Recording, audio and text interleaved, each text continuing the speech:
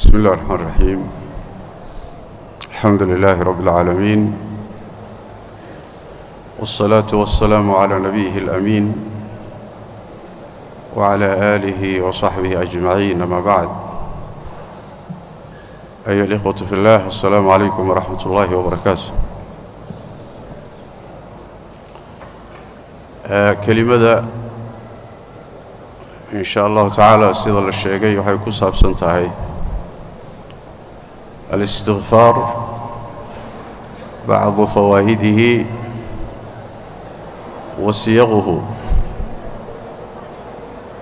استغفارتا هي فائدوين كذا قار كمده iyo qaabka loo istighfaarsado. intee qaab ayaa loo istighfaarsan karaa?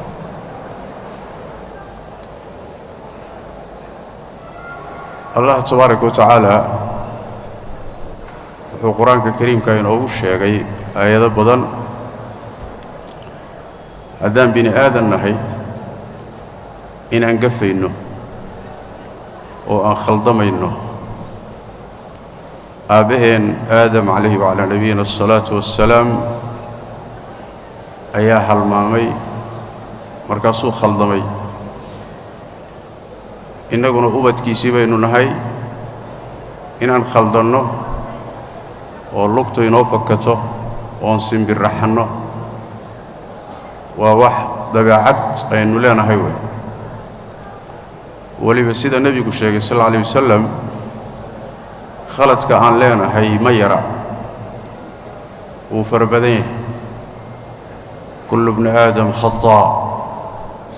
ibni aadamka oo dhan waa mid gaf badan, waa mid dembi badan, waa mid aad u khaldama. maadaama khaladkeennu badan yahay, allah tabaaraka wa tacaala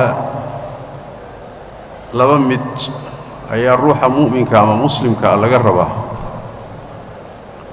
inuu toosan yahay oo hagaagsan yahay oo jidkii loogu talagalay hayo iyo taacadii ilaah, iyo in intuu khaldamay uu khaladkii ka soo noqonayo. labadaa ayuu garowsho ku leeyahay. midna garowsho kuma laha.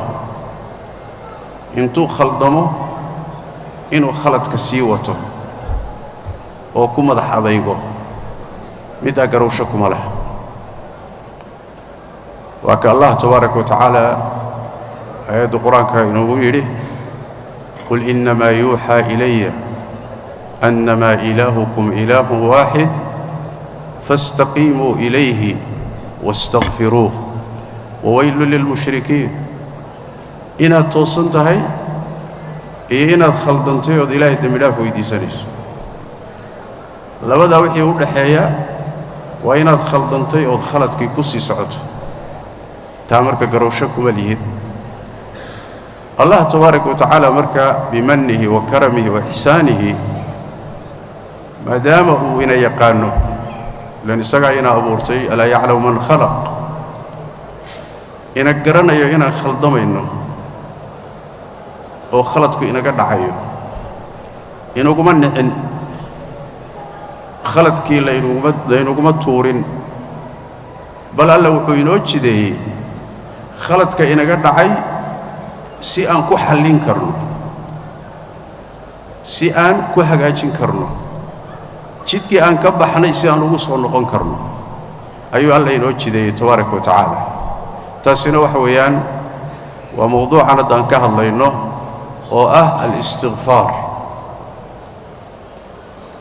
istigfaartu, kelimatu al-istigfaar iyo mushtaqaadkeedu, macnaha laga wadaay waxa weeye qur-aanka kariimka ah laba sibay ugu soo aroortay. mar waxay ku soo aroortay qur-aanka kariimka ah ayadoo keligeeda oo ayn towbad la soconin. marna waxay ku soo aroortay iyadoo lagu lamaaniyey oo la socoto towbaddu. labada xaaladood istigfaartu laba macnay kala yeelanayaan. markay keligeed tahay كقوله تعالى استغفروا ربكم إنه كان غفارا وقوله تعالى لولا تستغفرون الله توبة مركا الله ما صعد مركاسي معنى إليه مرنا وحا كل مان توبة با كل مان ومثلا وحا مثال نقول قوله تعالى استغفروا ربكم ثم توبوا إليه مركا وحا الله صعد توبة با الله صعد إلى دور ميلود بالقرآن كجسوا أرورت مركي الله صعدتو كلي جد مركي تاعي واستغفارتو كلي جد أي تاعي معناه هذا وحويان وتوبة دي معنيه توبة دنوي وضطا وحيلا دير تاعي دم بداف ويديس أصل ككلمته كلمة أستغفر الله معناه هذا وحوي رافد بان دلبيا عفي بان عطسانيا إن وحي آن قلي دنبقي ليغا رافان ويديسانيا كلمة استغفارتو أصلحان تودواسدا لكن مركات هذا مثلا أستغفر الله وأتوب إليه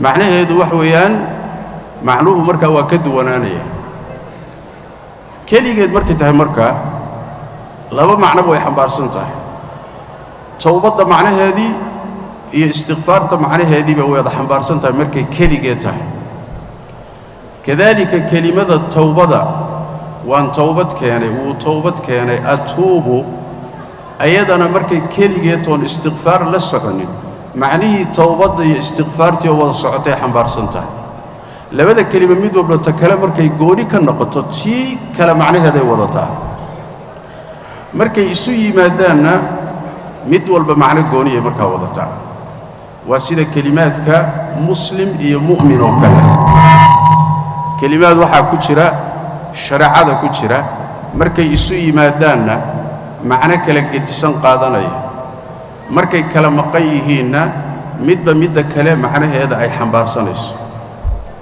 كلمات كوحا كمذا استغفار هي توبة هيا كمذا مركا أي كليجة تهي وحانري توبة دو كليلا معنى تهي ووليب وحي وضطا هدنا طلب المغفرة من الله إلهي يدوي ديسان يسو إنو كور دافو ومحوي هي وهو محو الذنب وإزالة أثره ذنبك يولغاتيرو iyo dambiga wixii ka dhashay raadkiisii oo isagana laga zuuliyo iyo wiqaayatu sharrihi dambiga sharki ka dhalan lahaa iyo dhibaatadu la imaan lahaa laga ilaaliyo intaas oo la isku daray baa macnaheedu waxay tahay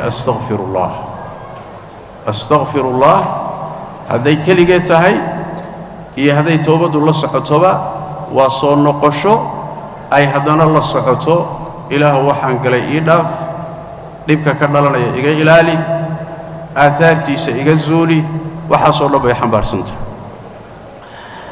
labada kelima markay wada joogan waxay noqonaysaa macnuhu marka waa isbedelaya labada lafdi markay isla socdaan istighfaartu marka waxay noqonaysaa sidoo leeyahay ibn qayyim alayhi rahmatullah talabu wiqayati sharri ma mada dambigi horay u dhacay